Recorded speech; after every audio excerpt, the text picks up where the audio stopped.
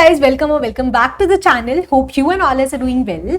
तो आज की इस वीडियो के अंदर हम पढ़ेंगे हमारी क्लास 12th की जो पॉलिटिकल साइंस है उसकी फर्स्ट बुक का third chapter, contemporary south Asia. इससे पहले के दोनों चैप्टर्स चैनल पे ऑलरेडी अपलोडेड हैं। डिस्क्रिप्शन बॉक्स में प्लेलिस्ट का लिंक भी है, आप वहां से जाकर के इजीली एक्सेस कर सकते हो। ठीक है, अब लाइक अदर वीडियोस ये एक वन शॉट लेक्चर होगा जिसमें इन डिटेल हम सभी टॉपिक्स को पढ़ रहे होंगे। एज आई ऑलवेज सेड, अगर वीडियो देख लिया तो इसमें सब कुछ है। आपका एनसीईआरटी एक्सप्लेनेशन है, साथ के साथ इंपॉर्टेंट क्वेश्चंस हैं, नोट्स भी बहुत ही सुंदर तरीके से और बहुत छोटे फॉर्मेट में बनाए गए हैं। इस तरीके से बनाए गए हैं कि हर इंपॉर्टेंट हेडिंग के लिए कुछ पॉइंटर्स होते हैं एंड उन पॉइंटर्स के भी कुछ पॉइंट्स होते हैं। तो फॉर एग्जाम्पल, अगर कोई क्वेश्चन 6 नंबर में आता है तो आपके पास 6 पॉइंट्स होंगे जिनके ऊपर आप एक अच्छा सुंदर प्यारा सा आंसर बना सकते हैं। राइट, सो नोट्स का लिंक कहां पे मिलेगा? वो मिलेगा आपको टेलीग्राम चैनल में। टेलीग्राम चैनल का लिंक भी डिस्क्रिप्शन बॉक्स में है, आप वहां से उसको ज्वाइन कर सकते हो। और याद रहे, टेलीग्राम में ना सिर्फ आपको नोट्स मिलेंगे, आप डायरेक्टली मुझसे बातचीत भी कर पाओगे। ठीक है, तो ज्वाइन करना मत भूलना। साथ के साथ smart study hacks, board tips, tricks वो हम हर वीडियोस के अंदर डिस्कस कर रहे होते हैं। इसके अलावा एक पॉइंट जो मैं लिखना भूल गई हूं, that is your cartoon based questions. Right, अब क्योंकि वन शॉट बोला है तो मतलब सब कुछ कराऊंगी। राइट, तो हमारे पास 5 नंबर का कार्टून बेस्ड क्वेश्चन आ रहा होता है और हर चैप्टर में ऐसे 2 या 3 मैक्स कार्टून्स होते हैं जहां से क्वेश्चन आ रहे होते हैं। तो इन कार्टून्स को भी हम साथ के साथ करते चलेंगे। ठीक है, तो बिना किसी देरी के चैप्टर को स्टार्ट करते हैं। जैसा कि हमारे चैप्टर का नाम है कंटेम्प्ररी साउथ एशिया, यानी हमें हमें इस चैप्टर में साउथ एशियन नेशंस के बारे में पढ़ना है और ये 7 नेशंस हैं। राइट, कौन कौन से? बांग्लादेश, भूटान, इंडिया, मालदीव, नेपाल, पाकिस्तान और श्रीलंका। यानी इंडिया और अपने पड़ोसी 6 देशों के बारे में हमें इस चैप्टर में पढ़ना है। ठीक है, अब दूसरा, चाइना भी एक इंपॉर्टेंट प्लेयर है, लेकिन उसको इस रीजन का, साउथ एशियन रीजन की जब हम बात कर रहे होते हैं प्रेफरेबली, तो उसके अंदर कंसीडर नहीं किया जाता है। राइट, अब south Asia it stands for diversity in every sex. 7 countries के अंदर अलग अलग तरीके के लोग रहते हैं, अलग अलग कल्चर है, अलग अलग पॉलिटिकल सिस्टम है। एंड क्योंकि हम पॉलिटिकल साइंस पढ़ रहे हैं तो हम इन कंट्रीज के पॉलिटिकल सिस्टम को ही आज इस चैप्टर में डिस्कस करने वाले हैं। ठीक है, नेक्स्ट लाइन में वही लिखा हुआ है। ऑल्दो यहाँ पे डेमोक्रेसी है कुछ कंट्रीज में, कुछ कंट्रीज के अंदर मोनार्की है, फिर वो मोनार्की हट के कभी डेमोक्रेसी हो गई, कुछ कंट्रीज के अंदर मिलिट्री रूल है। तो वो सारी चीजें हम पढ़ने वाले हैं, लेकिन एक कॉमन जो चीज हमें यहाँ पे देखने को मिलती है इज दैट कि जिन कंट्रीज में डेमोक्रेसी नहीं भी थी वहां पे डेमोक्रेसी को लेकर के प्रोटेस्ट हुए। तो यहाँ के ज्यादातर जो लोग हैं जो इस साउथ एशियन रीजन में रहते हैं वो चाहते हैं कि उनके देश के अंदर डेमोक्रेटिक सरकारें आए। ठीक है, ओके, बहुत टू द पॉइंट हम वीडियो को रखते हैं। तो स्टार्ट करते हैं पहले टॉपिक से, पाकिस्तान से। तो पाकिस्तान के अंदर मिलिट्री और डेमोक्रेसी 2 टाइप के रूल्स रहे हैं। ठीक है, 1947 में हमारे साथ साथ इनको भी आजादी मिली थी और 1958 के अंदर जनरल आयूब खान जो थे उन्होंने एडमिनिस्ट्रेशन को टेक ओवर कर लिया था। और जैसे ही इनका पहला कॉन्स्टिट्यूशन बनता है, ठीक है, उसके जस्ट बाद ही खुद को ही इलेक्ट भी कर लेते हैं, खुद का इलेक्शन कर लेते हैं। ठीक है, किसी जनता से वोट नहीं डलवाते, कुछ नहीं होता। पहले जनरल बन के बैठ गए मिलिट्री के एंड उसके बाद खुद ही बन जाते हैं। जब इनका देश आजाद हुआ था तो उस टाइम पे डेमोक्रेसी हुई थी, जो थे जिन्ना थे काफी टाइम तक वो रहे, बट देन उनकी डेथ हो गई। तो बहुत सारी अनसर्टेनिटीज यहाँ पे रही है और जैसे ही कॉन्स्टिट्यूशन बनता है उसके बाद भी यहाँ पे मिलिट्री रूल लग जाता है। ठीक है, लेकिन लोग जो थे वो नाखुश थे। लोग तो चाहते थे कि भाई हमें डेमोक्रेसी चाहिए, फलाना चाहिए, ढिकड़ा चाहिए। फिर कुछ सरकारें आती है। फिर 1969 में एक और जनरल आता है, जनरल याहिया खान, जो बांग्लादेश जो वॉर हुआ था 1971 में, उस टाइम पे भी यहाँ के प्रेसिडेंट थे। ठीक है, उसके बाद 1971 से लेकर के 77 में फिर एक इलेक्टेड सरकार आती है जुल्फिकार अली भुट्टो की। उसके बाद 1977 के अंदर ये भी हट जाती है और यहाँ पे दोबारा से मिलिट्री रूल लग जाता है और जनरल जिया उल हक बन जाते हैं यहाँ के प्रेसिडेंट और मिलिट्री जनरल। ठीक है, उसके बाद रीजन क्या था अब इनके हटने का? तो यहाँ पे अब दोबारा से डेमोक्रेसी को लेकर के मूवमेंट होने लगती है। देखो, यहाँ पे 1958 से लेकर के 1969 तक ये अयूब खान रहे, फिर उसके जस्ट बाद दोबारा एक जनरल आया, फिर उसके बाद एक इलेक्टेड सरकार आई, लेकिन फिर उसके बाद जनरल आया। तो लोग कहते हैं कि भैया डेमोक्रेसी वापस चाहिए। ठीक है, उसके बाद इलेक्शंस होते हैं। तो 1988 के अंदर बेनजीर भुट्टो यहाँ पर इलेक्ट होकर के आती है। ठीक है, फिर 1988 से लेकर के 1999 तक लगभग 10 सालों तक यहाँ पे डेमोक्रेसी या पार्टी पॉलिटिक्स चल रही होती है बिटवीन 2 पार्टीज। एक तरफ होती है मुस्लिम लीग और दूसरी तरफ होती है पाकिस्तान पीपल रिपब्लिक। राइट, तो 5-6 साल डेमोक्रेसी चल रही है, फिर कोई जनरल आ गया, फिर डेमोक्रेसी चल रही है, फिर प्रोटेस्ट हो रहे हैं। राइट, तो ऐसा कुछ चल रहा है। उसके बाद 1999 के अंदर दोबारा से एक मिलिट्री जनरल आ जाते हैं, जनरल परवेज मुशर्रफ, और 2001 में ये खुद को ही जनरल के साथ साथ प्रेसिडेंट भी इलेक्ट कर लेते हैं। राइट तो बहुत ज्यादा अनसर्टेनिटी है। इस मैप को हमें याद नहीं रखना है, इस चार्ट को हमें याद नहीं रखना है, इसके आगे का जो टॉपिक है उसको हमें पढ़ना है, वहां से क्वेश्चन आ रहे होते हैं, राइट।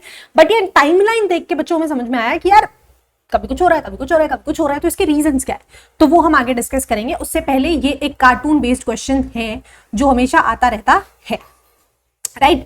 पहला क्वेश्चन इससे यही पूछा जा सकता है कि ये जो बंदा है ये कौन है, तो ये है जनरल परवेज मुशर्रफ, जिसका हम अभी अभी पढ़ के आए कि ये पहले जनरल बना था और फिर खुद को ही इलेक्ट करके इसने प्रेसिडेंट भी बना लिया, ठीक है। तो ये कैलकुलेशन कर रहा है कि यार अगर मैं सिर्फ प्रेसिडेंट रहता हूं और जनरल नहीं रहता हूं तो मेरे पास 0 पावर है, अगर मैं जनरल बन जाता हूं तो मेरे पास 1 पावर आ जाती है, क्योंकि मिलिट्री यहाँ पे स्ट्रांग है हमेशा से, रेदर देन द जो भी इलेक्टेड सरकार आई है मिलिट्री के हाथ में ज्यादातर सारी पावर्स होती है, ठीक है।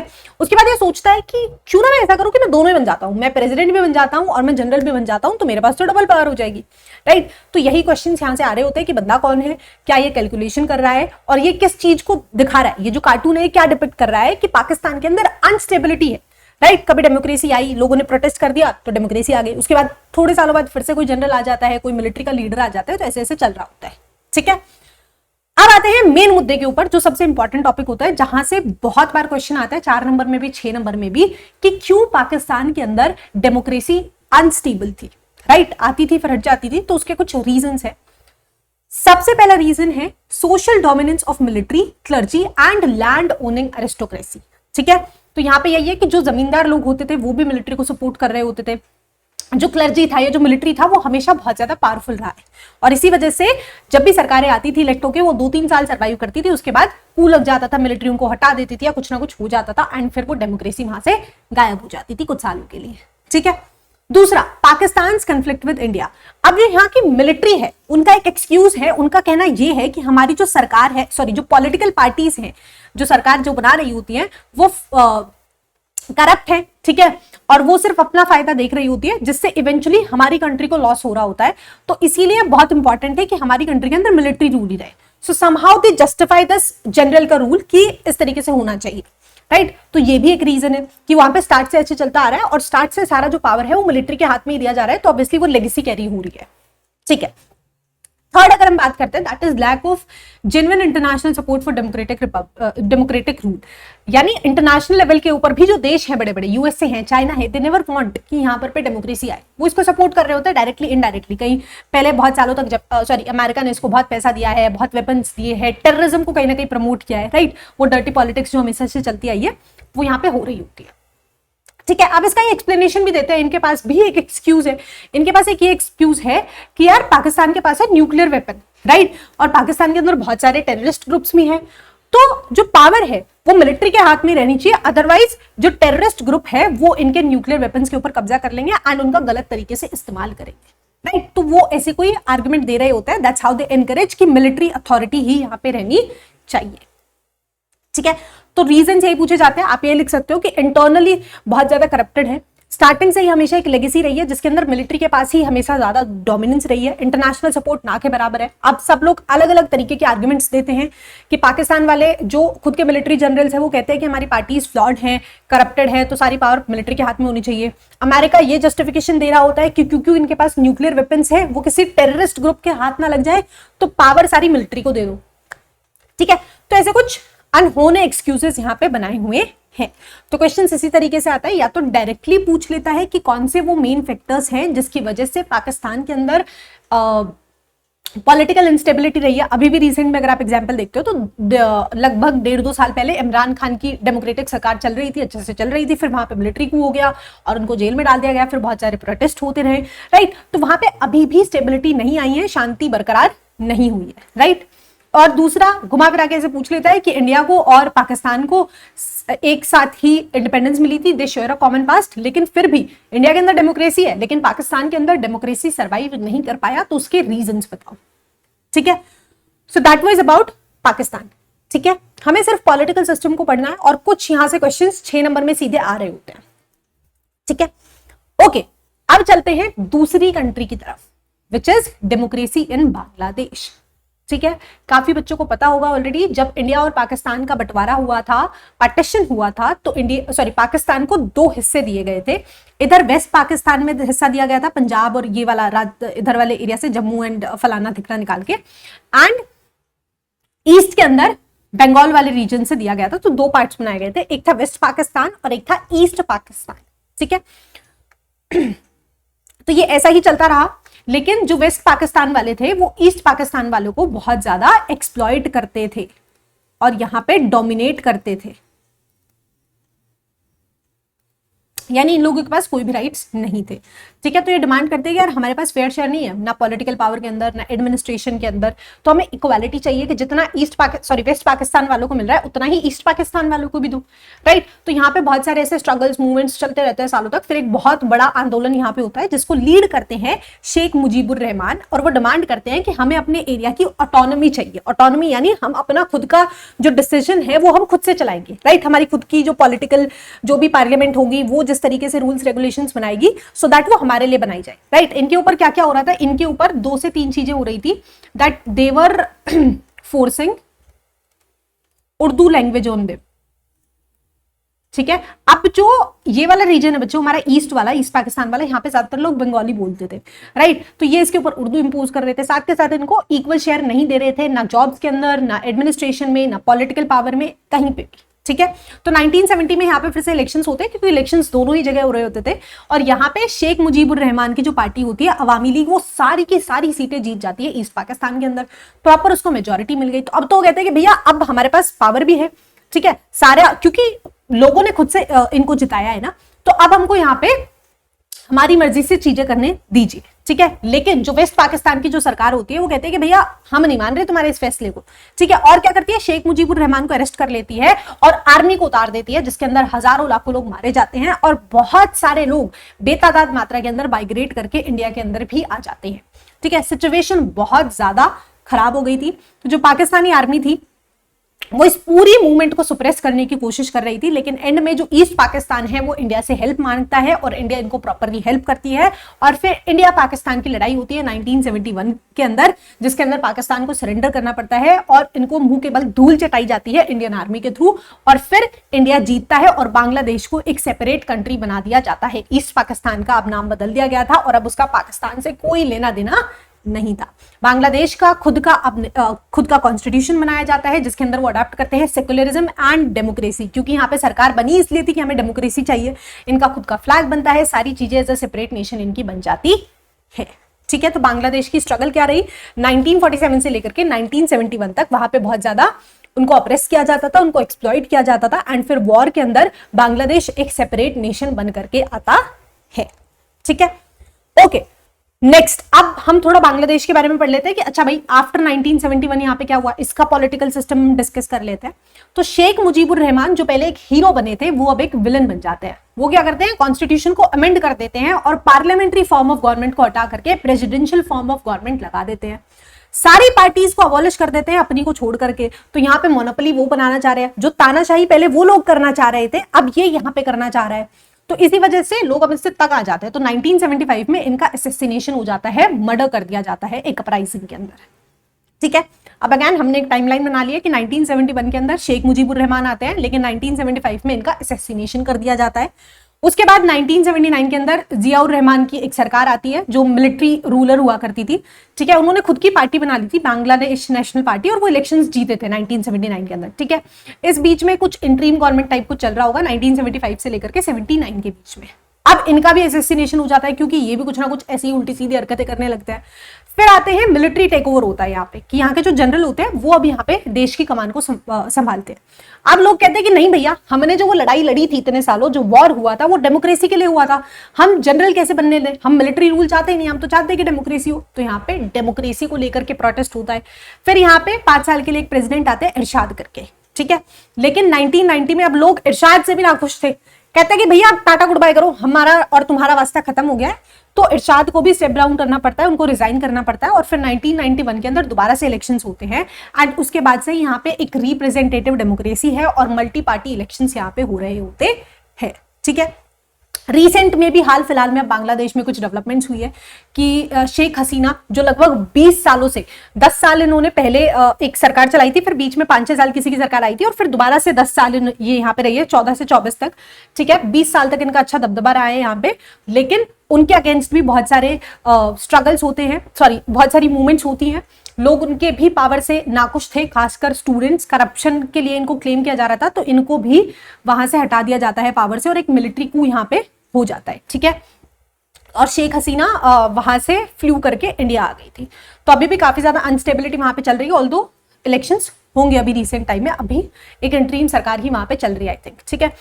मेरे को एग्जैक्ट याद नहीं है, बट मोस्ट प्रोबेबली यही हुआ है। बट यहाँ पे एक मिलिट्री कू टाइप की सिचुएशन अगस्त 2024 के अंदर हुई है, ठीक है। ओके, नेक्स्ट तो क्वेश्चन यहां से यही आता है कि बिफोर 1971 कौन से ऐसे दो रीजंस थे जिसकी वजह से ईस्ट पाकिस्तान के लोग रिजेंट करते थे। पहला कि उनके ऊपर जो उर्दू लैंग्वेज थी और जो उनका कल्चर था वो इम्पोज किया जा रहा था, यानी जो उनकी बंगाली लैंग्वेज थी और उनके कल्चर को एक्सप्लॉइट किया जा रहा था। और दूसरा, उनको कहीं पे भी इक्वल शेयर नहीं दिया जा रहा था, भले ही वो पावर थी, भले ही वो एडमिनिस्ट्रेशन था, जॉब्स था या एडमिशंस थे, उनके लिए कोई भी रिजर्वेशन वहां पे नहीं था, ठीक है। तो ये दो रीजंस थे। इसके अलावा क्वेश्चन अगर आ जाता है तो वो इसी को लेकर के आ सकता है कि बांग्लादेश का नहीं, वो यहां से नहीं आता है। एक्चुअली हमारे पास जो सेकंड बुक है उसमें भी काफी सारे सिमिलर टॉपिक्स हैं कि 1971 वॉर कैसे हुआ, और उसमें बहुत डिटेल में है। तो 1971 वॉर के ऊपर जो क्वेश्चन आता है तो आप उसके आंसर राइटिंग में कुछ पॉइंट्स यहां से ले सकते हैं, और उस चैप्टर में जब हम पढ़ेंगे तो बहुत डिटेल में पढ़ेंगे, तो वहां से आपका पूरा आंसर बन जाएगा, ठीक है। फॉर द टाइम बिंग यही क्वेश्चन आता है। ओके, थर्ड कंट्री की तरफ चलते हैं विच इज नेपाल। तो monarchy and democracy in Nepal. तो नेपाल पहले बच्चे एक हिंदू किंगडम हुआ करता था और वहां पे कॉन्स्टिट्यूशनल मोनार्की थी, यानी कॉन्स्टिट्यूशन के बेसिस पे मोनार्की चल रही होती थी, ठीक है। फिर वहां पे प्रो डेमोक्रेसी मूवमेंट होने लगते हैं कि लोग जो थे वो चाहते हैं कि हमारी थोड़ी सी और ज्यादा ओपन और रिस्पॉन्सिव सरकार हो, यानी थोड़ी अकाउंटेबिलिटी होनी चाहिए सरकार के पास, और हमारे पास भी राइट्स होने चाहिए कि हम गवर्नमेंट को क्वेश्चन कर सकते हैं, ठीक है। तो 1990 के अंदर किंग इस डिमांड को एक्सेप्ट कर लेता है और एक नया डेमोक्रेटिक कॉन्स्टिट्यूशन बना देता है, ठीक है। उसके बाद जितनी भी यहाँ पे डेमोक्रेटिक कॉन्स्टिट्यूशन यानी छोटी सी पार्लियामेंट बन जाती है और हर एरिया से कुछ कुछ रिप्रेजेंटेटिव सेलेक्ट हो रहे होते हैं और फिर एक मेन सरकार मिलकर के पूरे देश को चला रही होती है। लेकिन यहाँ पे जितनी भी डेमोक्रेटिक गवर्नमेंट्स आई हैं उनका बहुत ही शॉर्ट टेन्योर होता था, कोलेशन में आ रही होती थी मेजरली, या फिर नहीं टिक पा रही होती थी, फिर इलेक्शंस हो जाते थे, फिर कुछ ना कुछ ऐसे चलता रहता था। तो इतना कुछ खास एक्सपीरियंस यहाँ पे डेमोक्रेसी का था नहीं, मतलब लोगों की एस्पिरेशंस तो फुलफिल हो ही नहीं पा रही थी, ठीक है। तो यहाँ पे अब हमें तीन टाइप के ग्रुप देखने को मिलते हैं। एक तरफ थे मोनार्क, ठीक है, दूसरी तरफ थे डेमोक्रेट्स जो डेमोक्रेसी चाहते थे, और तीसरी तरफ थे माओइस्ट जो चाहते थे कि जो मोनार्क को बिल्कुल पसंद नहीं करते थे, ठीक है, और ये थोड़े वायलेंट थे। डेमोक्रेट्स जो थे वो थोड़े पीसफुल थे कि अगर उन्हें कोई बात करनी है तो वो प्रोटेस्ट करते थे, शांति से बातचीत करते थे। लेकिन माओइस्ट एक वो ग्रुप था जो वायलेंट एक्टिविटीज पे उतर आता था अगर उन्हें सरकार का या राजा का कोई भी फैसला पसंद नहीं आता था, ठीक है। तो आउटकम ये हुआ कि इनके अंदर काफी सालों तक एक गोरिल्ला वॉर चला कि जो किंग की आर्मी थी और जो माओइस्ट थे उनके बीच में काफी सालों तक एक वॉर चला। और 2002 के अंदर किंग ने क्या किया, जो थोड़ी बहुत डेमोक्रेसी यहाँ पे थी कि जो पार्लियामेंट थी उसको अबॉलिश कर दिया और सरकार को डिसमिस कर दिया। तो जितनी भी डेमोक्रेसी यहाँ पे थी उसको भी बिल्कुल खत्म कर दिया, ठीक है। लेकिन अब लोग बहुत ज्यादा गुस्से में आते हैं, तो 2006 में लगभग यहाँ पे दोबारा से डेमोक्रेसी को लेकर के प्रोटेस्ट होते हैं कि हमें दोबारा से डेमोक्रेसी चाहिए, जो हमारी पार्लियामेंट थी या जैसे भी सिस्टम चल रहा था उसको दोबारा से रिस्टोर करना पड़ेगा। और किंग फाइनली 2006 के अंदर जो दोनों हाउसेस थे रिप्रेजेंटेशन के, नॉट श्योर दो थे या कितने थे, बट मेजरली पार्लियामेंट में दो ही हाउसेस हो रहे होते हैं, तो उनको रिस्टोर कर देता है, ठीक है। अब वहां पे non violent protest again lead किए थे द 7 पार्टी अलायंस ने, इसके अलावा माओइस्ट ने और सोशल एक्टिविस्ट्स ने, ठीक है। अगेन एक फ्लो चार्ट देख लेते हैं। तो 1990 के अंदर किंग जो थे उन्होंने एक्सेप्ट की लोगों की डिमांड और एक डेमोक्रेटिक कॉन्स्टिट्यूशन बनाया। लेकिन 2002 के अंदर क्योंकि यहाँ पे बहुत सारे ऑलरेडी प्रोटेस्ट चल रहे थे और माओस वर्सेस मोनार्क का बहुत बड़ा एक डिस्प्यूट चल रहा था, तो इन्होंने गुस्से में आकर के उस पार्लियामेंट को भी अबॉलिश कर दिया और सरकार को भी डिसमिस कर दिया। लेकिन 2006 के अंदर जब दोबारा से प्रोटेस्ट होते हैं तो राजा उस पार्लियामेंट को दोबारा से रिस्टोर करता है, ठीक है। एंड 2008 के अंदर नेपाल एक प्रॉपर डेमोक्रेटिक रिपब्लिक बन गया था और मोनार्की को पूरे तरीके से वहां से अबॉलिश कर दिया गया था। तो यही था इसका ट्रांजिशन मोनार्की से लेकर के डेमोक्रेसी तक, जो कि फाइनली आकर के 2008 में एंड हुआ। और 2015 में नेपाल ने एक नए कॉन्स्टिट्यूशन को भी अडॉप्ट किया, ठीक है। अब नेपाल में भी काफी भारी हद तक अनस्टेबिलिटी रही है, बहुत सारे गवर्नमेंट चेंजेस होते रहे हैं। अगेन वही कोलिएशन में सरकारें आती हैं, फिर कोई ना कोई एक सपोर्ट छोड़ देता है, फिर दोबारा इलेक्शंस हो रहे होते हैं या कोई दूसरी पार्टी सपोर्ट दे रही होती है। तो वो एक प्रॉब्लम यहाँ पे हमें हमेशा से देखने को मिला है। साथ के साथ बहुत सारे प्रोटेस्ट होते रहे, रिसेंट लास्ट ईयर भी बहुत मेजर प्रोटेस्ट हो रहे थे, ठीक है। एंड तो कहीं ना कहीं जो डेमोक्रेसी है वो स्टिल एक डेमोक्रेटिक कंट्री है, लेकिन अगेन अनरेस्ट है, कोलिएशन स्ट्रगल्स है और बहुत सारी डिमांड्स है कि हमें रिफॉर्म्स चाहिए, ठीक है। और कुछ लोग तो ये भी बोलते हैं कि हमें मोनार्की चाहिए दोबारा से। तो कुछ जो सेक्शंस हैं नेपाल के वो चाहते हैं कि हमारे पास नॉमिनल मोनार्की होनी चाहिए। वहीं दूसरी तरफ जो माओस हैं वो चाहते हैं कि उन्होंने बोला कि वो आर्म स्ट्रगल को बिल्कुल ही सस्पेंड कर देंगे, लेकिन अभी भी वहां पे ऐसे कुछ ग्रुप्स हैं जो वायलेंट एक्टिविटीज में एंगेज रहते हैं। ठीक है, उसके अलावा जो माओइस्ट हैं वो चाहते हैं कि रेडिकल प्रोग्राम्स होने चाहिए सोशल और इकोनॉमिक रीस्ट्रक्चरिंग को लेकर के। वहीं वहां पे जो एक 7 पार्टी अलायंस है, 7 पार्टियों का जो अलायंस है, वो इनकी पॉलिसी से या इनकी आइडियोलॉजी से ज्यादा अग्री नहीं करता है। ठीक है, तो जैसे कि इंडिया एक बहुत बड़ा नेशन है, बहुत सारे अलग अलग तरीके के डिस्प्यूट्स है, साउथ में अलग है लैंग्वेज को लेकर के, नॉर्थ में अलग कुछ इश्यूज चल रहे हैं, इधर ईस्ट में वेस्ट में डिफरेंट काइंड ऑफ इश्यूज चल रहे हैं। तो सिमिलरली हर कंट्री के अंदर अपने खुद के कुछ ना कुछ इश्यूज रहते हैं। ठीक है, और हर कंट्री की अपनी एक जर्नी रही है। जैसे पाकिस्तान का हमने देखा तो वहां पे जनरल आता है, फिर सरकार आती है, फिर जनरल आता है, फिर सरकार आती है, अभी तक वही चल रहा है। बहुत कुछ खास इकोनॉमिक टर्म्स पे भी तरक्की नहीं कर पाया है। बांग्लादेश की अगर हम बात करें तो पहले बहुत ज्यादा अनस्टेबिलिटी थी। पहले तो उन्होंने पाकिस्तान से स्ट्रगल किया, अपनी आजादी ली, जब देश बन गया तो बहुत सालों बाद वहां पर पे आकर के डेमोक्रेसी स्टेबल हुई, 20-30-25 सालों तक स्टेबल चली। लेकिन अभी हाल फिलहाल में कंडीशन वहां पे भी कुछ ज्यादा खास नहीं चल रही है। ठीक है, तो ऐसा कुछ है। सेम हमने नेपाल का केस पढ़ लिया कि नेपाल पहले एक मोनार्की हुआ करता था, फिर 2008 में डेमोक्रेसी के अंदर प्रॉपरली वो स्ट्रक्चर चेंज कर लिया था, लेकिन अभी भी लोग नाखुश हैं। उन्हें और भी बहुत सारे रिफॉर्म्स की जरूरत है, और अलग अलग ग्रुप्स हैं हर कंट्री के अंदर जिसकी अलग अलग एस्पिरेशंस और अलग अलग डिमांड्स हैं। ठीक है, so that was about Nepal. तो नेपाल से बहुत बार क्वेश्चन आ रहा होता है, 4 नंबर में ही आ रहा होता है, 6 में नहीं आ रहा होता, कि कैसे डेमोक्रेसी रिस्टोर हुई नेपाल के अंदर। तो आपको पूरी टाइमलाइन बतानी है कि कैसे लोगों ने प्रोटेस्ट किए, है ना। 2000 पहले 1990 में सिर्फ और सिर्फ वहां पे एक डेमोक्रेटिक कॉन्स्टिट्यूशन को अडॉप्ट किया गया था, लेकिन मोनार्की स्टिल वहां पे थी। फिर 2002 के अंदर पार्लियामेंट को अबॉलिश कर दिया गया था, फिर 2006 में दोबारा से उसको रिस्टोर किया गया, फिर फाइनली 2008 के अंदर आकर के ये मोनार्की यहाँ से अबॉलिश की गई और एक प्रॉपर डेमोक्रेटिक सरकार का स्ट्रक्चर यहाँ पे चलने लगा है। ठीक है, नेक्स्ट क्वेश्चन भी वही है, तो आपको पूरा टाइमलाइन का ग्राफ लिख के यहाँ पे देना होता है।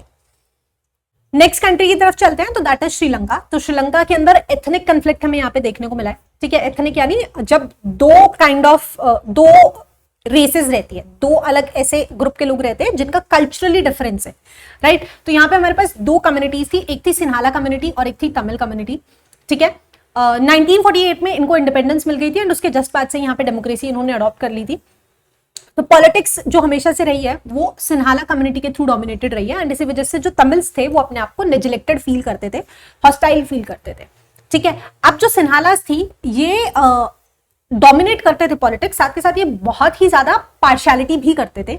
ये कहते थे कि जो श्रीलंका है वो सिन्हालास को बिलोंग करता है क्योंकि ये इनके ओरिजिनल इनहेबिटेंट्स हैं। तमिल्स जो थे वो यूजुअली इंडियन तमिल्स या फिर आसपास के कॉन्टिनेंट से आए थे। ठीक है, तो ओरिजिनली ये कम्युनिटी जो है इसी का ही श्रीलंका है, एंड इसीलिए तमिल्स को कोई भी कंसेशंस नहीं देने चाहिए। कंसेशंस का मतलब है, फॉर एग्जांपल अगर हम इंडिया की बात करते हैं तो हमारे पास जो भी माइनॉरिटी ग्रुप्स है, भले वो मुस्लिम्स हैं, सिख्स हैं, ईसाई हैं, सॉरी क्रिश्चियंस हैं, राइट, ज्यूज हैं, या कोई भी दूसरा जो माइनॉरिटी का धर्म है उसको रिजर्वेशन दिए जाते हैं बहुत सारे, राइट। तो ये कहते थे कि तमिल्स को तो हमें ऐसा कुछ नहीं करना चाहिए क्योंकि वो तो बाहर से आए हैं, ये सारा सब कुछ जो है, सारे रिसोर्सेज है, everything belongs to the Sinhala community, right. तो अगेन तमिल्स को बहुत ज्यादा नेग्लेक्टेड फील होने लगा, उनके अंदर जो नेशनलिस्ट फीलिंग थी, राइट, वो कि यार एक देश का हम हिस्सा है, वो देश हमें अपना मानता ही नहीं है, राइट। तो इन्होंने क्या किया, बहुत सारी ऐसी एक्टिविटीज होती है, तो 1983 के अंदर आकर के ये अपनी एक मिलिट्री ऑर्गेनाइजेशन बना लेते हैं जिसका नाम होता है LTTE, लिबरेशन टाइगर ऑफ तमिलम। काफी बार 1 नंबर में आ जाता है, बहुत सारे सिमिलर ऑप्शंस दिए रहते हैं, आपको करेक्ट वाला चूज करना होता है। ठीक है, तो ध्यान रखना। और अब ये आर्म स्ट्रगल पर उतर आता है कि यार बातों से तो काम नहीं चल रहा है, अब हमें लड़ाई ही करनी पड़ेगी। ठीक है, अगेन ये एक सही तरीका नहीं है, लेकिन बहुत टाइम तक इनके साथ क्योंकि नेजलेक्शन हो रहा है तो कुछ ग्रुप ऐसा बन जाता है। ठीक है, आप ये डिमांड करते हैं कि हमें तमिल इलम चाहिए। अब जो तमिल जो पॉपुलेशन थी वो ज्यादातर नॉर्थ ईस्टर्न एरिया में यहाँ पे थी, तो ये कहते हैं कि यार इस एरिया को अलग कर दो और हमें एक सेपरेट कंट्री बना दो। ठीक है, अब हाँ नॉर्थ ईस्टर्न पार्ट है। ये कार्टून बहुत इंपॉर्टेंट है कि यहाँ से क्वेश्चंस आते रहते हैं। तो इस कार्टून में ये है कि ये यहाँ की सरकार है, श्रीलंकन गवर्नमेंट है, which is trying to balance both of these communities. ठीक है, तो जो टाइगर है दैट इज तमिल्स एंड जो लॉयन है दैट इज सिन्हालास। तो यहीं से सिमिलर यार क्वेश्चंस जो आते हैं कार्टून के वो आपका थ्योरी से ही आ रहा होता है। पूछ लेंगे कि यार ये टाइगर कौन है या ये लॉयन कौन है, ये बताना पड़ जाएगा। ये जो बैलेंस कर रहा है ये बंदा कौन है, ये श्रीलंकन गवर्नमेंट है। प्रॉब्लम क्या है कि इसको बैलेंस करना पड़ रहा है क्योंकि इन दोनों के बीच में नहीं बनती है। ठीक है, अब क्योंकि इंडियन तमिल्स है तो इंडियन गवर्नमेंट को बीच में कूदना पड़ता है, और 1987 के अंदर इंडियन गवर्नमेंट जो होती है वो श्रीलंका के साथ एक अकॉर्ड साइन करती है कि वो इंडिया से कुछ ट्रूप्स, कुछ मिलिट्री वहां पे भेजेगी, सो दैट वहां पे सिचुएशन स्टेबलाइज हो जाए, क्योंकि यहाँ पे बहुत सालों तक एक सिविल वॉर भी चला था। ठीक है, तो 1989 के अंदर इंडियन पीस कीपिंग जो फोर्सेस थी वो 87 में जाती है, और 2 सालों बाद हमें निकालना पड़ जाता है विदाउट अटेनिंग इट्स ऑब्जेक्टिव, क्योंकि कुछ भी वहां पे नहीं हो पाता है। इसके अलावा कुछ और कंट्रीज हैं जैसे नॉर्वे और आयरलैंड, इन्होंने भी बहुत ट्राई किया कि इन दोनों ग्रुप्स का नेगोशिएशन हो जाए, लेकिन ऐसा कुछ भी नहीं होता है, और काफी सालों तक, एक 10 साल तक ऑलमोस्ट एक सिविल वॉर चलता है, और फाइनली 2009 के अंदर ये एंड होता है जब LTTE को कंप्लीटली मैनेज कर दिया जाता है। लेकिन क्या आज भी सिचुएशन वहां पे सुधर पाई है? नहीं, काफी सारे चेंजेस इन्होंने किए हैं, रिफॉर्म्स इन्होंने किए हैं, लेकिन अभी भी तमिल्स के साथ बहुत सारी पार्शियलिटी हो रही होती है। ठीक है, नेक्स्ट कंक्लूजन यही है कि इनका एक ऑनगोइंग कन्फ्लिक्ट है इंटरनली, लेकिन उसके बावजूद भी श्रीलंका ने अच्छी इकोनॉमिक ग्रोथ की है। ये डेटा है बहुत ही ज्यादा आउटडेटेड, क्योंकि हाल फिलहाल में तो दिवाले निकले पड़े हैं श्रीलंका के। लास्ट ईयर न्यूज आई थी कि बिल्कुल ही बैंकरप्ट हो गया है, राइट। चाइना ने लूट खाया इसको आधा, जैसे वो कर रहा होता है कि लोन दे दे दे दे करके एक बंदे को इतना फीड कर देता है कि बस अब वो लोन वापस ही नहीं कर पा रहा होता है, राइट। उन्होंने उनका जो पूरा पोर्ट था वो 100 साल के लिए लीज पे ले लिया है, नाम मैं भूल गई हूँ, हमूना पटाटा ऐसा कुछ था, सॉरी नाम नहीं प्रोनाउंस कर पा रही हूँ मैं, राइट। तो ऐसा कुछ यहाँ पे रहा है। पॉलिटिकल सिस्टम की अगर हम बात करें तो 1949 के अंदर इनको इंडिपेंडेंस मिली थी, और इंडिपेंडेंस के जस्ट बाद ही इन्होंने डेमोक्रेसी को अडॉप्ट कर लिया था। 1983 के अंदर LTTE करके एक ग्रुप बनता है, फिर 1987 में इंडियन गवर्नमेंट इनके साथ एक अकॉर्ड साइन करती है, लेकिन 1989 के अंदर अपने उन ट्रूप्स को हमें वापस बुलाना पड़ जाता है, और फाइनली 2009 के अंदर LTTE वैनिश हो जाती है। आगे चलते हैं तो नेक्स्ट कंट्री आती है भूटान। तो भूटान अभी भी एक मोनार्की देश है, लेकिन बहुत ही छोटा सा, सुंदर, पीसफुल, बहुत शांत देश है। ठीक है, वहां पे ऐसा कुछ प्रॉब्लम्स आई नहीं है। ऐसे कुछ प्लान्स बनाए हैं कि मल्टी पार्टी डेमोक्रेसी में ट्रांजिशन करेगा, लेकिन अभी तक स्मूथली वहां पे वैसा ही प्रोसेस कुछ चल रहा है। ठीक है, मालदीव की अगर हम बात करते हैं तो मालदीव पहले एक सल्तनत होती थी, यानी अगेन भाई मोनार्की टाइप का एक सिस्टम होता था 1986 तक। उसके बाद इन्होंने एक रिपब्लिक यानी प्रेसिडेंशियल फॉर्म ऑफ गवर्नमेंट को यहाँ पे अपनाया, डेमोक्रेसी है। ठीक है, और डेमोक्रेसी 2005 में अच्छे से स्ट्रेंथन होती है जब ये ऑपोजिशन पार्टीज को लीगल कर देते हैं। उससे पहले ऑपोजिशन पार्टीज अलाउड नहीं थी। ठीक है, तो दैट वाज अबाउट कि जो 6 कंट्रीज थी वो कैसी थी। अब बात आती है इंडिया की, तो इंडिया के बारे में हमें इसमें नहीं पढ़ना है, आगे आने वाली यूनिट्स में मोस्ट प्रोबेबली हम पढ़ रहे होंगे। तो हमने पाकिस्तान पढ़ लिया, हमने बांग्लादेश पढ़ लिया, हमने नेपाल पढ़ लिया, इन 3 से ही मेजर क्वेश्चन आ रहे होते हैं, एंड हम श्रीलंका 4। ठीक है, श्रीलंका से बहुत छोटे क्वेश्चन आ रहे होते हैं कि इनका डिस्प्यूट का रीजन क्या था, या तमिल्स क्यों नेग्लेक्टेड फील कर रहे थे। ठीक है, उसके बाद भूटान एंड मालदीव के बारे में कुछ क्वेश्चन नहीं आता और बहुत छोटू सा टॉपिक है। अब बात करते हैं कि इंडिया के रिलेशनशिप्स कैसे हैं इन कंट्रीज के साथ। तो स्टार्टिंग विद पाकिस्तान, तो पाकिस्तान के साथ तो हमारे खट्टे मीठे रिलेशनशिप रहे हैं, कुछ अच्छे नहीं रहे हैं, बहुत सारे वॉर्स हुए हैं, जैसे 1948 का वॉर हुआ था जस्ट आफ्टर इंडिपेंडेंस। जो पाकिस्तान थी उसने हमारा ये वाला वॉर स्टार्ट हो गया था, इसके अंदर जो POK है, पाकिस्तान ऑक्यूपाइड कश्मीर है, उसके ऊपर इन्होंने कब्जा कर लिया था। ठीक है, फिर 1965 में हुआ था लाल बहादुर शास्त्री जी के टाइम पे, व्हेन दे अटैक्ड की जो हमारी गुजरात वाली साइड्स थी उस और अमृतसर वाली साइड पे उन्होंने अटैक करना स्टार्ट किया था, but again India won this war. फिर 1971 की अगर बात की जाए तो वो जो बांग्लादेश को आजाद कराने वाला वॉर हुआ था उसमें भी अगेन इंडिया जीत गई थी। और फिर 1999 के अंदर कि जो पाकिस्तान था उसने कुछ इन्फ्लिटेटर्स भेज दिए थे इंडिया के अंदर, एंड उन्होंने कुछ कुछ करकल की पीक्स को ऑक्यूपाई करने की कोशिश की थी, बट अगेन इंडिया दोबारा से उसको रिटेन कर लेती है और ये वॉर भी जीत जाती है। ठीक है, इसके अलावा रिसेंट की अगर बात की जाए तो रिसेंट में भी काफी चीजें हुई है। उरी स्ट्राइक हुई थी, ठीक है, कि जब इन्होंने हमारे उरी के बेस कैंप पे अटैक किया था तो उसको लेकर के हुई थी। उसके बाद बालाकोट स्ट्राइक हुई थी जो पुलवामा के जो एक ऑपरेशन कैरी आउट हुआ था उसके अगेंस्ट में हुई थी, एंड अभी रिसेंटली हमारा ऑपरेशन सिंदूर हुआ है पहलगाम को लेकर के। ठीक है, अब ये डायरेक्टली कोई वॉर जैसी सिचुएशन नहीं हुई, right, all 3 were again one by India. ठीक है, पाकिस्तान के साथ नहीं थी डायरेक्टली, ये उन टेररिस्ट ग्रुप्स के लिए थी जिन्होंने ये एक्टिविटीज की थी, बट अगेन पाकिस्तान फीड्स दो टेररिस्ट ग्रुप्स जो आए दिन इंडिया के ऊपर हमले कर रहे होते हैं, उनके इंडिया के अगेंस्ट में प्लान प्लॉट कर रहे होते हैं। सो ये पॉइंट पे अगर आप लिखना चाहो तो आप लिख सकते हो, बट शॉर्ट इंट्रोडक्शन इनका लिखना है, क्योंकि इनकी वजह से हमारे बीच बीच में काफी बार हमने कोशिश की है कि पाकिस्तान के साथ रिलेशनशिप सही हो पाए, लेकिन वो कभी भी नहीं हुई। ठीक है, बीच में गुरुद्वारा भी बनाया गया, वो प्रॉपरली उसको लेकर के ओपनिंग वगैरह सारी चीजें हुई, but again every 2nd to 3rd year Pakistan कोई ना कोई ऐसी एक्टिविटी कर देता है विच प्रूव्स कि India and Pakistan can never be friends. ठीक है, अनलेस वो टेररिज्म को फीड करना बंद करे। ठीक है, ओके नेक्स्ट है कुछ स्ट्रैटेजिक इश्यूज को लेकर के भी हमेशा से कन्फ्लिक्ट रहा है। सियाचिन ग्लेशियर को लेकर के अभी भी कन्फ्लिक्ट है। एलओसी जो लाइन ऑफ कंट्रोल है उसको लेकर के भी कन्फ्लिक्ट है।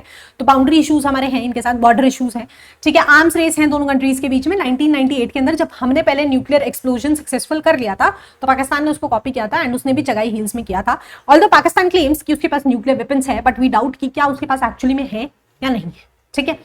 ओके नेक्स्ट है in this water dispute, Indus की जो ट्रीटी हुई थी 1960 के अंदर, राइट, बट अभी रिसेंटली आफ्टर ऑपरेशन सिंदूर हमने उसको सस्पेंड कर दिया है, राइट, एंड उसकी वजह से पाकिस्तान को काफी ज्यादा लॉस हुआ था कि हम so now the situation is India is ruling, right. पहले हमारी सिचुएशन उतनी अच्छी नहीं थी, हम पॉलिटिकल वर्ल्ड प्लेटफॉर्म्स के ऊपर उतने एक्टिव नहीं थे, हम कभी भी इन दिस वाटर ट्रीटी को सस्पेंड नहीं कर पाए थे डिस्पाइट द फैक्ट कितने बड़े बड़े वॉर्स हुए थे। लेकिन उस ऑपरेशन सिंदूर के बाद we are in a stage कि हम उसको सस्पेंड कर सकते हैं और हमारा मन करेगा तो हम उस तरीके की चीजें कर सकते हैं, राइट। मन करेगा तब उसको उसके ऊपर रीनेगोशिएट करेंगे, because at the end of the day in this water treaty के अंदर इंडिया को ही मेजर लॉसेस हो रहे होते थे, हमें कुछ खास फायदा हो भी नहीं रहा था जिस तरीके से वो ट्रीटी साइन हुई थी, राइट, उतनी फेयर ट्रीटी थी भी नहीं।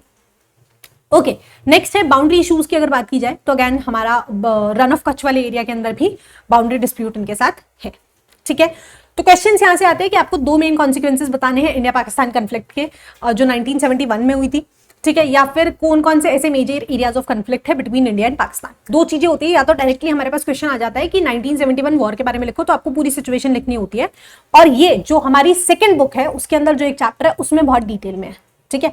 तो वहां से यहाँ पे आंसर बन जाएगा। बाकी छोटे मोटे क्वेश्चन आ रहे होते हैं जो आप इजीली आंसर कर सकते हो अगर आपने थोड़ा बहुत चैप्टर को वीडियोस को सही से देखा है तो, ठीक है। नेक्स्ट इंडिया एंड बांग्लादेश के रिलेशनशिप्स की बात करते हैं तो अगेन हमारे इनके साथ भी वाटर डिस्प्यूट है गंगा और ब्रह्मपुत्र रिवर को लेकर के, ठीक है। इसके अलावा जब नॉर्थ ईस्टर्न एरियाज के अंदर बहुत पुरानी बात है, जब इंडियन ट्रूप्स इनकी टेरिटरी को यूज करके वहां पे जो मिलिटेंट ग्रुप्स हैं उन के अगेंस्ट में एक्शन लेना चाहते थे तो बांग्लादेश ने रिफ्यूज कर दिया था, ठीक है। इसके अलावा जो हम नेचुरल गैस को इंपोर्ट करना चाह रहे थे इंडिया म्यांमार के थ्रू, तब भी बांग्लादेश ने अपनी टेरिटरी को यूज करने से मना कर दिया था, ठीक है। तो इसके रीजंस ये है कि बांग्लादेश बोलता है कि India behaves like a regional bully, कि वो वाटर शेयरिंग के ऊपर या इसके और हमारे जो भी बॉर्डर डिस्प्यूट्स है उसको लेकर के हमारी नहीं बनती है, तो वो बहुत सस्पिशियस है इस चीज के बारे में, ठीक है। तो दोनों ही कंट्रीज के अपने डिस्प्यूट रहे हैं, बट डिस्पाइट द फैक्ट हमारा काफी अच्छा कॉपरेशन भी रहा है। इंडिया ने ऑलमोस्ट $3 बिलियन यहाँ पे इन्वेस्ट किया है अलग अलग सेक्टर्स के अंदर, एनर्जी में, इंफ्रास्ट्रक्चर में, शिपिंग में, आईटी सेक्टर्स के अंदर, ठीक है। एंड इसके अलावा भी इकोनॉमिक टाइज हमारे काफी अच्छे हैं and Bangladesh is one of the key partners as a part of our India's act east policy, ठीक है। तो यहाँ पे ट्रेड व्रेड के टर्म्स के ऊपर हमारे बांग्लादेश के साथ रिलेशनशिप्स काफी ठीक ठाक है, ठीक है। नेक्स्ट है इंडिया एंड नेपाल के रिलेशनशिप्स की अगर हम बात करें, दिस शुड बी थर्ड ना, ओके। तो इंडिया और नेपाली सिटीजन्स फ्री मूवमेंट है, बिना किसी वीजा के अपना कोई भी एक ऑफिशियल डॉक्यूमेंट यहाँ पे दिखाना होता है, आईडी प्रूफ दिखाना होता है एंड आप फिर इजीली ट्रैवल कर सकते हो under by the treaty of peace and friendship, जो कि कब साइन हुई थी 1950 के अंदर, ठीक है। अब इंडिया ने काफी सारे कंसर्न्स एक्सप्रेस किए हैं कि जो नेपाल है वो काफी क्लोज है चाइना के साथ एंड वो एंटी इंडिया एक्टिविटीज अलाउ कर रहा होता है अपनी टेरिटरी से, ठीक है। इसके अलावा इंडिया ये भी क्लेम कर रहा होता है कि जो हमारी नक्सलाइट मूवमेंट्स होती है यूजुअली नॉर्थ ईस्टर्न रीजन्स के अंदर, that are also feeded and somehow indirectly और डायरेक्टली सपोर्टेड बाय नेपाल, ठीक है। अब काफी लोग जो नेपाल के लोग हैं वो कहते हैं कि इंडिया की जो पॉलिसीज हैं वो इंटरफेरेंस कर रही होती है हमारे इंटरनल इश्यूज के अंदर, ईटीसी। इसके अलावा इंडिया, क्योंकि नेपाल एक लैंडलॉक्ड कंट्री है ना, एंड नेपाल को रिस्ट्रिक्ट कर रही है इंडिया कहीं ना कहीं सी और बाकी ओशियनिक मतलब इनके एक्सेस से, ठीक है। तो ये एक इनका कंसर्न आता है, बट अगेन नेपाल के साथ नेपाल में भी हमने काफी इन्वेस्ट किया हुआ है तो वहां पे ठीक ठाक चीजें चल रही है, ठीक है। ओके नेक्स्ट है इंडिया एंड श्रीलंका के रिलेशनशिप्स की अगर हम बात करते हैं तो इंडियन जो लीडर्स हैं और जो सिटीजन्स है, अगेन जब भी इंडियन तमिल्स की बात हो रही है तो ऑब्वियसली हमारी वहां पे नहीं बनती है एंड इट इज इम्पॉसिबल कि हम न्यूट्रल रह पाए उनके बारे में, ठीक है। तो वो एक मेजर कंसर्न है अभी भी हमारे बीच में, ऑल्दो वहां पे अब इतनी ज्यादा डिस्प्यूट्स नहीं होती, काफी शांति बहाल हो गई है, ठीक है। इसके अलावा इंडिया ने काफी सारे फ्री ट्रेड एग्रीमेंट साइन किए हैं श्रीलंका के साथ। जब यहाँ पे सुनामी आई थी 2002-3 के आसपास आई थी, तब भी हमने काफी ज्यादा हेल्प की थी श्रीलंका को and we always help Sri Lanka, we are good neighbour. हम श्रीलंका को भी हेल्प कर रहे हैं, हम नेपाल को भी हेल्प कर रहे हैं, हम भूटान को भी हेल्प कर रहे हैं, है ना। पाकिस्तान के साथ भी इतने सारे डिस्प्यूट्स फलाना ढिगड़ा हो गया तो भी हम काफी लोगों को, काफी कंट्रीज को हेल्प कर रहे होते हैं। So India is a good neighbour technically, ठीक है।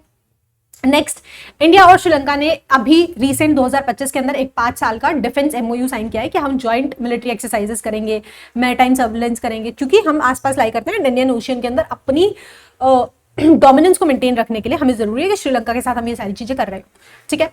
नेक्स्ट है कि इंडिया ने श्रीलंका को $100 मिलियन का लोन कन्वर्जन भी दिया है, क्योंकि इसकी इकोनॉमी बहुत ज्यादा खराब हो गई थी अभी लास्ट ईयर से, अब धीरे धीरे it is reviving a bit. इसके अलावा इनके कुछ मेजर प्रोजेक्ट्स के अंदर हमारा काफी खासा इन्वेस्टमेंट है, रेल लाइंस को लेकर के, सोलर पावर प्रोजेक्ट को लेकर के, या डिजिटल कॉपरेशन जो इनिशिएटिव्स है उसमें हमारा इनके साथ अच्छा खासा लेना देना है। ऑल तो यहाँ से क्वेश्चंस नहीं आ रहे होते, हार्डली इंडिया पाकिस्तान या इंडिया बांग्लादेश से आ रहे होते हैं, but since this is part of chapter तो हम सब कुछ पढ़ने वाले हैं, ठीक है। इंडिया और भूटान के रिलेशनशिप्स की बात करते हैं तो बड़े ही स्वीट से रिलेशनशिप्स हैं हमारे भूटान के साथ, है ना, पूकी वाले रिलेशनशिप्स हैं, ठीक है।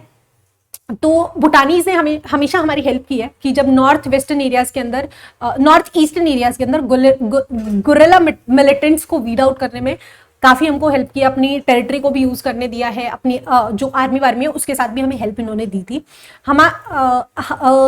जबान लड़खड़ा गई है क्योंकि काफी देर से मैं कॉन्स्टेंटली बोल रही हूँ और मैं थोड़ा फास्ट भी बोलती हूँ, so please bear me up with it. तो हाँ, यहाँ पे बहुत सारे हाइड्रो इलेक्ट्रिक प्रोजेक्ट्स हैं जिसके अंदर इंडिया ने इन्वेस्ट किया है, एंड कुछ डैम्स तो हमने वहां पे बनाए भी हैं जो दोनों ही कंट्रीज को बेनिफिट कर रहे होते हैं, कि भूटान की भी इकोनॉमी को सपोर्ट कर रहे होते हैं, साथ ही साथ इंडिया को भी लाइट वाइट वहां से मिल रही होती है, एनर्जी वहां से मिल रही होती है, ठीक है। इंडिया ने भूटान को सपोर्ट किया है उसकी डेवलपमेंट में, कुछ ग्रांट्स देके, कुछ बिल्डिंग्स बनवा करके, और रीजनल कनेक्टिविटी इनिशिएटिव्स को इनिशिएट करके, जैसे रेलवे लाइन वगैरह भी वहां पे हमने बनवाई है, ठीक है। नेक्स्ट हमारे पास आता है which is India and Maldives का रिलेशनशिप। तो काफी डिसेंट रिलेशनशिप है मालदीव के साथ भी हमारा। जब श्रीलंकन तमिल्स ने की मिशनरीज ने मालदीव के ऊपर अटैक किया था 1988 के अंदर, तो हमने एक ऑपरेशन कैक्टस लॉन्च किया था, ठीक है, और वहां पे दोबारा से उनकी सरकार को रिस्टोर करवाने में हेल्प कराई थी, ठीक है। इसके अलावा हमने 2025 में ही हाल फिलहाल में उन्हें $565 मिलियन दिए हैं उनकी इंफ्रास्ट्रक्चरल डेवलपमेंट के लिए। इसके अलावा हमने उनके साथ अग्रीमेंट साइन किए हैं डिजिटल पेमेंट्स को लेकर के, यूपीआई, ठीक है, इन सब चीजों के लिए साथ में हम कॉपरेट कर रहे हैं। फिशरीज, डिफेंस, क्लाइमेटिक रेजिलेंस, इन सब चीजों के अंदर हमने उनके साथ काफी सारे एग्रीमेंट साइन किए हैं। तो हमारा अच्छा पार्टनर है मालदीव भी। नहीं बनती तो किसके साथ नहीं बनती? पाकिस्तान के साथ नहीं बनती, बांग्लादेश के साथ ठीक बनती है, कोई ऐसे वॉर नहीं हुआ है, but again Bangladesh also supports many anti India activities. Nepal के साथ भी नहीं बन रही होती है क्योंकि ये तीनों ही कंट्रीज कहीं ना कहीं चाइना से लिंक्ड है, and China is a major rival to us in the South Asian region, ठीक है। तो कंक्लूजन यही है कि साउथ एशिया जो है वो एक काफी कॉम्प्लेक्स रीजन है जिसके अंदर इंडिया, क्योंकि लैंड वाइज भी बहुत बड़ी है बाकी कंट्रीज से अगर आप कंपेयर करते हो, military, economy, population, demography, everything, right, तो इसीलिए डोमिनेंट पावर है यहाँ पे। तो नेबरिंग कंट्रीज एट टाइम्स बहुत ज्यादा सस्पिशियस फील कर रही होती है इंडिया के इन्फ्लुएंस को लेकर के। On the other hand India भी एट टाइम्स आसपास, क्योंकि हम लॉक्ड हैं हर जगह से, and it is very easy to promote anti Indian activities sitting in these countries, जो कि होता आया है कि बहुत सारे हमारे यहाँ पे टेररिस्ट अटैक्स हुए हैं, ठीक है, पार्लियामेंट पे अटैक हुआ था, 26/11 हुआ था, और बहुत सारे ऐसे इवेंट्स हुए हैं जो कहीं ना कहीं इन्हीं कंट्रीज के कुछ ग्रुप्स ने इनिशिएट किए हैं, right. So that has been a major concern for us. Conflicts हैं, अब ऐसा नहीं है कि सिर्फ इंडिया की लड़ाइयाँ, इंडिया की बांग्लादेश से भी लड़ाई है, इंडिया की नेपाल से भी लड़ाई है, इंडिया की बांग्लादेश, इनके भी आपस में, नेपाल भूटान की नहीं बनती है, उनके माइग्रेशन या बॉर्डर को लेकर के इश्यूज है, सिमिलरली बांग्लादेश म्यांमार के भी काफी सारे इश्यूज है, राइट। तो ये है हमारा साउथ एशिया। अब एक इंपॉर्टेंट टॉपिक आता है, वैसे आई डोंट थिंक अभी ज्यादा इंपॉर्टेंट रहा है बिकॉज सार्क इटसेल्फ ज्यादा रेलेवेंट नहीं रहा है। जैसे लास्ट चैप्टर में हमने कुछ ग्रुप्स बने थे कि यूरोपियन नेशंस ने अपना ग्रुप बना लिया था ईयू, सिमिलरली जो एशियन ग्रुप बन गया था, ऐसे ऐसे काफी सारे ग्रुप्स बन गए थे। सिमिलरली इन कंट्रीज ने भी मिलकर अपना एक ग्रुप बनाया था विच वाज सार्क, ठीक है, south Asian association for regional cooperation इसकी फुल फॉर्म है। तो ये बना था 1985 के अंदर। इसमें अगेन वही 7 कंट्रीज हैं।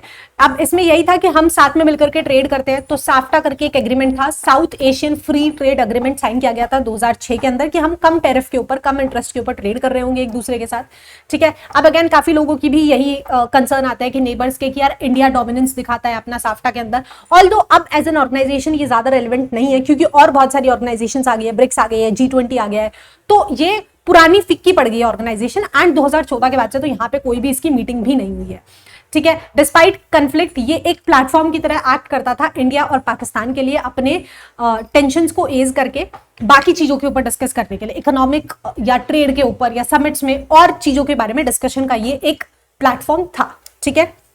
अब जो एक्सटर्नल पावर्स हैं जैसे चाइना और यूएसए, ये काफ़ी इन्फ्लुएंस कर रही होती है इस रीजनल डायनेमिक्स को, है ना, कि कैसे China always supports Pakistan, always supports Bangladesh, की वो इंडिया के अगेंस्ट में कुछ एक्टिविटीज करा सके। बिकॉज अगेन जैसे इंडिया के लिए चाइना एक राइवल है, चाइना के लिए भी इंडिया एक राइवल है, ठीक है। तो ये देखने को हमें मिलता है कि मीटिंग्स नहीं है 2014 के बाद से, तो सार्क का फुल रिवाइवल इतना प्रैक्टिकली पॉसिबल नहीं है अभी, बहुत सारे चैलेंजेस हैं, लेकिन स्टिल मेंबर्स एक साथ काफी बार मिल तो नहीं रहे होते हैं, बट वी कैन होप कि क्या पता इसका भी पुनर्जन्म हो पाए। लगता ही नहीं है आसार। तो ये काफी बार एक कार्टून आ जाता है यहाँ से भी कि ये किस बारे में है, तो ये सार्क समिट के बारे में है। सार्क के अंदर कौन सी कंट्रीज थी पूछ लिया जाता है, साफ्टा क्या था, सार्क की डेफिनेशन क्या है, सार्क को बनाने के पीछे ऑब्जेक्टिव क्या था, तो ये कुछ क्वेश्चन यहाँ से आ रहे होते हैं, ठीक है। तो यहाँ पे भैया हमारा चैप्टर खत्म होता है। चैप्टर में वही था कि हमने कुछ जो भी 7 हमारी कंट्रीज हैं, बाकी एक्सेप्ट इंडिया, बाकी की 6 कंट्रीज के बारे में हमने पॉलिटिकल सिस्टम को पढ़ा कि कैसे पाकिस्तान के अंदर मिलिट्री और डेमोक्रेसी रही है। सिमिलरली बांग्लादेश के अंदर कैसे 1971 का वॉर हुआ, क्यों हुआ, फिर वो कैसे हल हुआ, फिर कैसे वो एक सेपरेट नेशन बना, फिर वहां पे कैसा क्या स्ट्रक्चर रहा, अभी तक अनस्टेबिलिटी है, बीच में काफी सालों तक बहुत ज्यादा पीस मेंटेन रही थी, राइट। सिमिलरली नेपाल के अंदर मोनार्की से डेमोक्रेसी ट्रांसफर हुई कंप्लीटली 2008 के अंदर, ठीक है।